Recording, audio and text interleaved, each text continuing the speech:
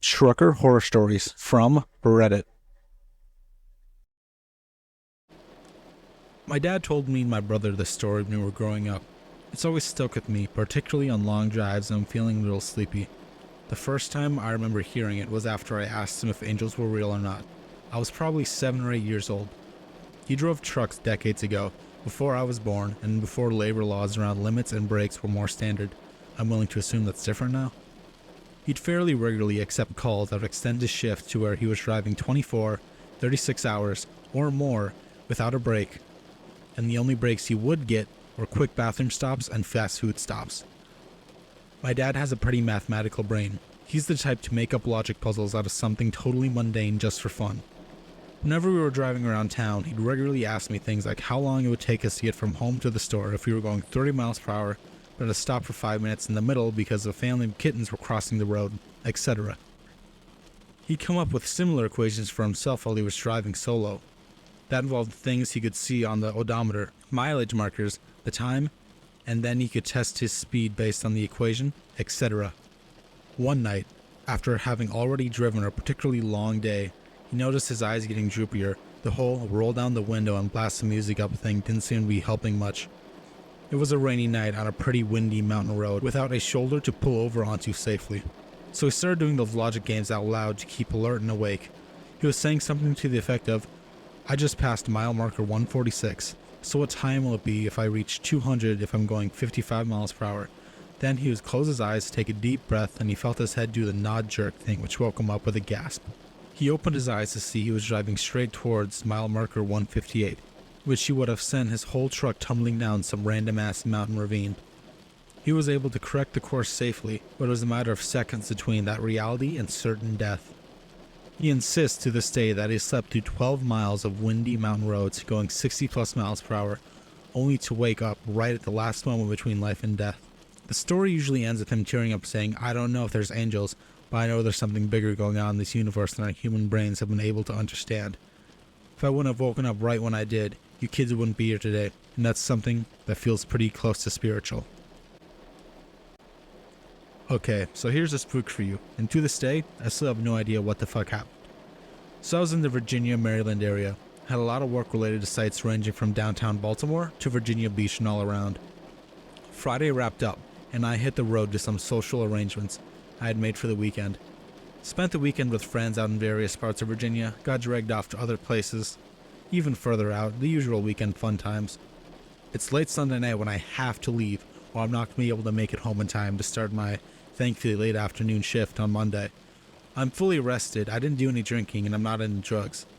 On the highway at about 3 a.m. in the middle of bumfuck nowhere, between Roanoke and DC, absolutely nobody around. I'm cruising along the left lane simply because nobody else is around. No headlights for the past hour, no taillights either, no road lamps, which is strange. It's dark, mildly damp, it's foggy, I have the music up, and I'm feeling good, and I think all is fine.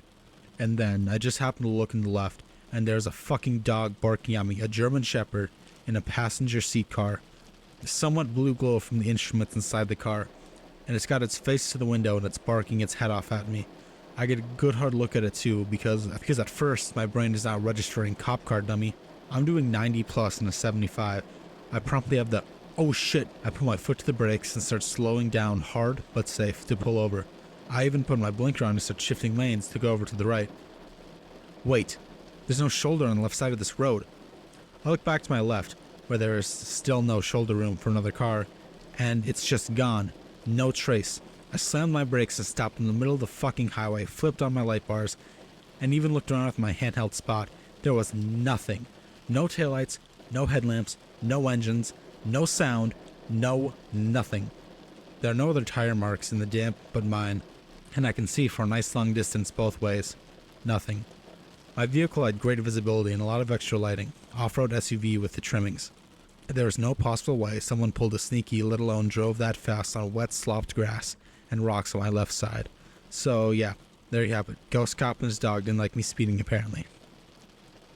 My dad has several stories from hauling logs in Idaho and driving trucks through Utah and Nevada. My favorite story is when he was going through Utah, he said that there was a light keeping pace with him out in the desert on a moonless night. It kept pace with him before it disappeared and his truck turned off. He stopped and it turned on and pulled off at the next diner. The folks in the diner called it a common occurrence. The creepiest story he has is when he was hauling logs in Idaho and he was coming down near the Coeur d'Alene area during a snowy winter night. He was putting on chains before heading down a steep grade, and said all the hair on his body stood up. It felt like there was something watching him. Halfway down the switchbacks, he saw a large figure standing on a 20-foot tall embankment. As he got closer, it jumped down and the shoulders were as tall as the cab. In a single bound, it leapt down and then leapt on the other side of the embankment. At the time, he thought it was a Sasquatch. Now he says it was probably a demon trying to make him crash. He didn't stop to remove the chains until he was well away from the mountain. Alright, that second story is really weird.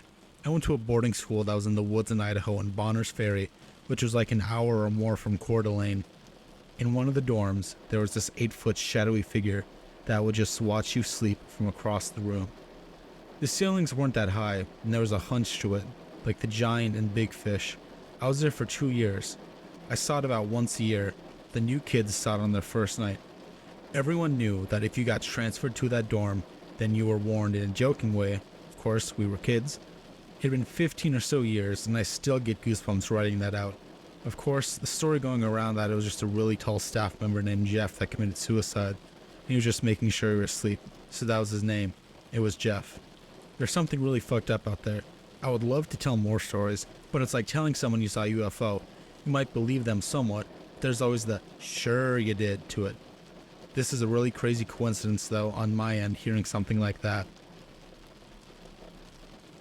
This is my father's story, and he wasn't a long-haul trucker, but rather an 18-year-old gas station attendant in the late 70s, and without a certain long-haul trucker, I probably wouldn't be here. The gas station was 24 hours, and my dad was the only one working the night shift, 11 to 7 I think.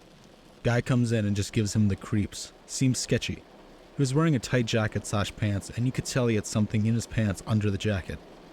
It was during the summer, and it was warm, so while he was wearing a jacket to begin with, it was later confirmed he was on drugs. A lot of truck drivers use the station, as it was the only one open 24 hours for a long stretch of the highway. They also had a big lot where they let truckers park and sleep or take a break. On this night, it was just my dad, sketchy dude, and one other trucker there he kinda knew. As in, it came in frequently enough to be conversational, and asked if he'd stayed in the station and hang out until the sketchy dude left. Well, after looking at the stock shelves for several minutes while sneaking peeks to my dad behind the counter, the sketchy guy eventually looked fed up and got into his blue car and sped off. Cool trucker guy hung out with my dad a little longer until another couple of guys came in to use some of the booths and eat a sandwich. I should also point out this was pretty middle of nowhere rural southeastern United States, and in the 1970s, CB and landline was it. My dad only had a landline in the store. My dad did not have any protection or weapon of any kind. So, the hours passed, my dad shaken off the paranoia, when all of a sudden, this guy in a car comes hauling ass in the lot, jumps out and sprints in the store, hollering he needs a phone. He didn't have a CB, nor did he see a phone at the other station. He also wasn't familiar with the area. My dad's station was the first place he found. Calls 911 to report that he'd walked in a gas station 40 miles back, next closest station, to find the attendant shot and dead, no one else around. And the only other piece of information was that a blue car was speeding out of the lot when the trucker pulled in. Apparently, they eventually apprehended the guy in the blue car. My dad confirms it was a sketchy dude earlier in the night, and they charged him with murder and armed robbery. 2 long-haul truckers who waited around with my dad that night. Thanks, and hope you're keeping it real. A good friend of mine told me this story years ago. He's a stereotypical old, big, bad trucker. I've seen some weird stuff with him while driving in South Texas along the border. He never batted an eye. But while telling me the story, he had goosebumps and a concerned expression, which, from this guy, is about the equivalent of a trembling lip and shit-stained pants. I'll tell the story in first person, as he told it to me. Years ago, in the late 90s, I was on my way from the house, Central Texas, heading to Laredo to pick up a load. It was early in the morning, around 4 or 5. I'd just come off a string of days at home, so I knew I wasn't tired. I am on one of those 2-lane winding roads in the absolute middle of bumfuck nowhere, when I see something on the side of the road at the edge of my high beams. At first, I thought it was roadkill, as is usually the case. As I get closer, I see that it is roadkill, and there's someone crouching over the deer carcass. I remember thinking either that this guy's taking the antlers of the trophy, or he's fucking sick. As I got closer, still, I can see now how this guy's eating the fucking deer. He's pulling chunks of meat from the stomach and bringing them up to his face. At this point, he stops mid-motion and looks up at me. Not at my truck, but at me. He stands up, and that's when I see that this thing is fucking huge, brown, and covered in hair. I remember thinking at this point, oh fuck. This thing is standing on the tiny shoulder looking at me. By this point, maybe 3 seconds have passed, and I'm about to the point in the road he's standing at. I didn't even think of stopping. In fact, I'm starting to lay it on and get the hell out of there. As I'm passing it, it looks at me. Again, not the truck. It's looking through the driver's side windshield at me. He obviously has the intelligence to know there's a driver in there and knows where I'm sitting. As I start to pass him, I can still see his head above the hood of an old needle-nosed Pete. Old truck designs where the hood goes straight out from the windshield and known for being tall and difficult to see around. This thing is fucking giant. I remember seeing what looks like human intelligence in his eyes. It scares the shit out of me. Not a trucker, but I've driven cross-country a few times. Have had two freaky things happen. First, middle of the night with a buddy, when we pulled off to the side of the road of a highway to take a piss and switch drivers. No one else was around on the road. I walked to his side, pitch black, whip it out, and start to pee. My buddy is stretching his back or whatever. I hear something in the woods shake a tree. No other way to describe it. A tree about 30 feet away shook, and I hear something big crashing through the woods coming straight for us in the car. My buddy and I don't even say anything. He dives in the driver's side, and I jump through the passenger window, pants still down. He floors it out of there, legs and pants dangling outside. Never did see anything in the rearview mirror, but there was something out there coming at us.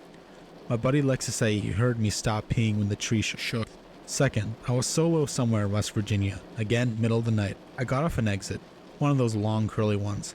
I saw lights before I got off, and assumed it was an exit stuff, or maybe even construction. Get to the exit and it's not construction. It's a ton of Army or National Guard guys. The exit was lit up brighter than daytime. So many lights pointing at everything. The Army guys were completely decked out in gas masks and assault rifles. They were sprinting around, one guy at the corner frantically waving through me to get back on the highway. I gunned it out of there, looked in the news later and didn't see anything, no idea what was going on that night.